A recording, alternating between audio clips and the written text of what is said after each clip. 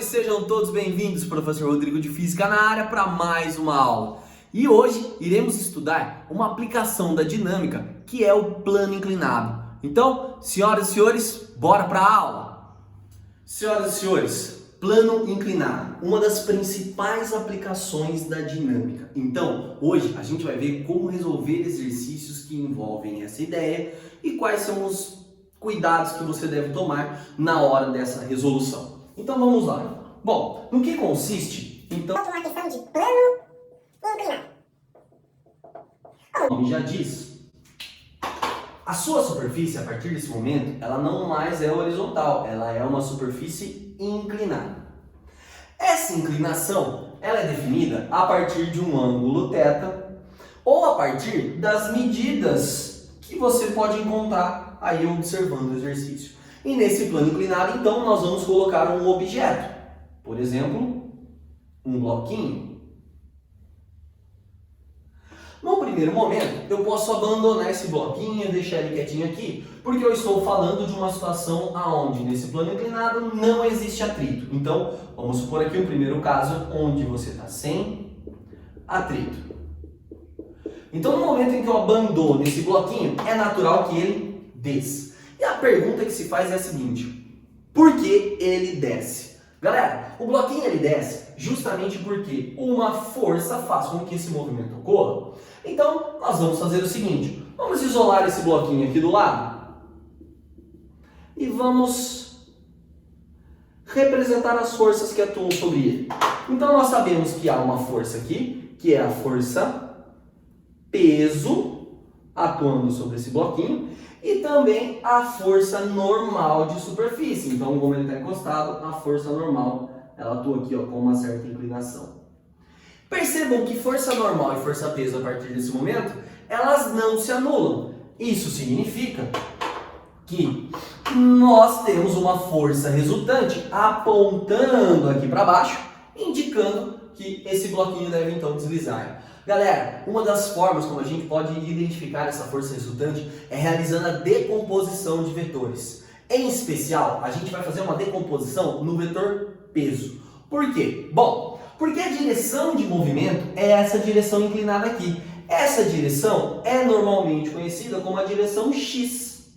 Então a gente traça uma direção X paralelo aqui à rampa, paralelo ao movimento, e uma direção Y fazendo 90 graus. Então essa direção Y passa pela normal. E assim a gente desmonta o nosso peso. Vamos ter a componente de peso no eixo X, PX, e a componente de peso no eixo Y, PY.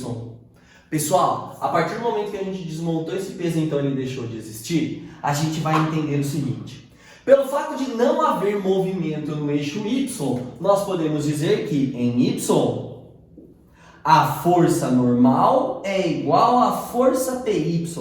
Então, basicamente, uma anula a outra.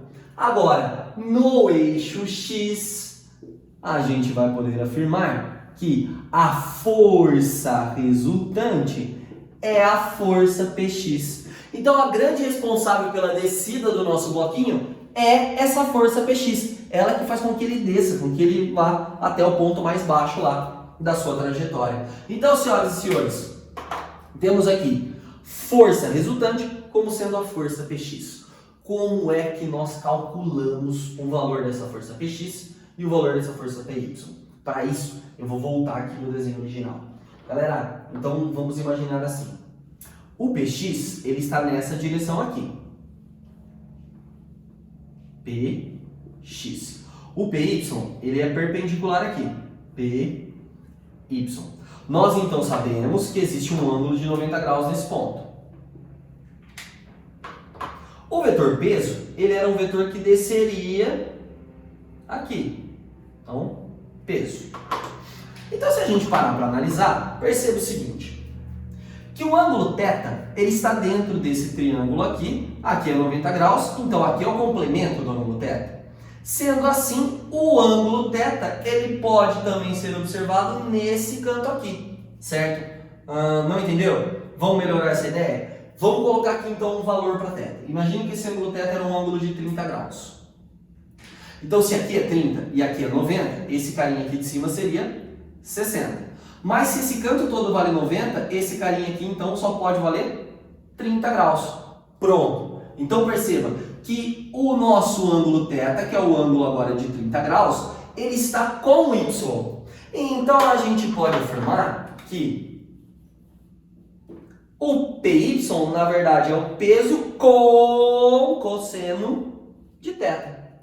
Enquanto o PX não tem ângulo, o PX é o peso vezes o seno de θ.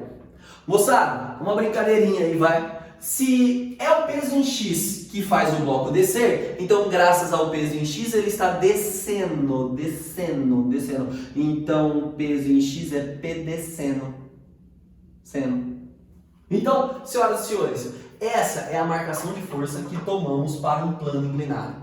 Vamos ver um exemplo numérico. Vamos colocar em prática aqui valores para você entender o que pode ser cobrado e o que pode ser solicitado com relação a ele. Imagine então a seguinte situação.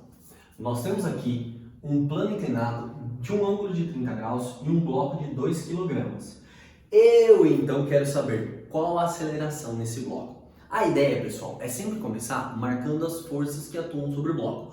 Mas como nós sabemos que se trata de um plano inclinado, essas forças podem ser marcadas já diretamente decompondo o peso, marcando a Px e a Py. Então, pessoal, vamos ver.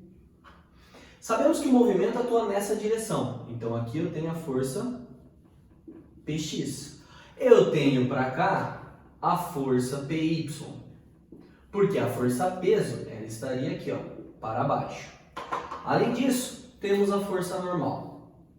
Se mais uma vez essa daqui é uma situação sem atrito, nós podemos então simplesmente dizer que a força resultante é a força Px, já que a força Py e a força normal, elas se anulam. Sendo a força resultante a força Px, a gente vai dizer que então força resultante é igual a Px, e assim massa vezes aceleração é igual a Px. E Px, como a gente já sabe, é P seno θ, então é o P descendo, seno de 30 graus. Se nós expandirmos o peso, vamos verificar que m vezes A é igual a m vezes G vezes o seno de 30 graus. A massa, ela aparece dos dois lados, eu poderia simplificá-la. Então a aceleração adquirida por esse bloquinho vai ser o valor da gravidade, vamos supor aqui 10, vezes o seno de 30 graus, meio. Assim, podemos afirmar que essa aceleração é de 5 metros por segundo ao quadrado. Ok? Agora imagine a seguinte situação.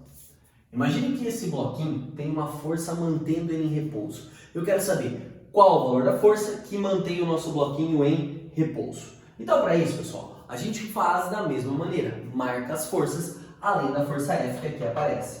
E aí nós sabemos que a força peso estaria aqui para baixo, mas vamos decompô-la em Px e Py. E além da força Px e Py, força normal.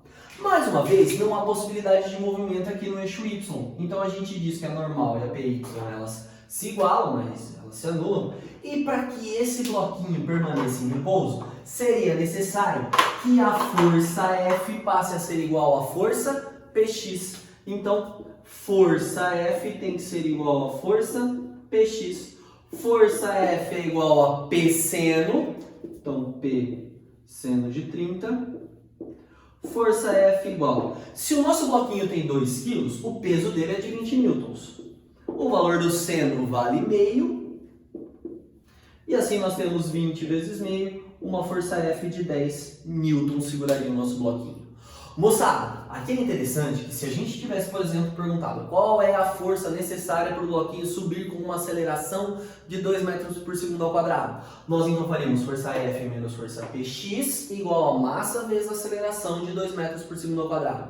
Se perguntássemos qual é a força F para o bloquinho descer com uma aceleração de 1 metro por segundo ao quadrado, aí então força Px menos força F igual a massa vezes essa aceleração de 1 metro por segundo ao quadrado. Então, aplicando-se uma força F em cima do bloquinho inclinado, a gente pode ter variações nas nossas situações. Perfeito, povo? Então, plano inclinado sem atrito. Essa é a nossa primeira abordagem.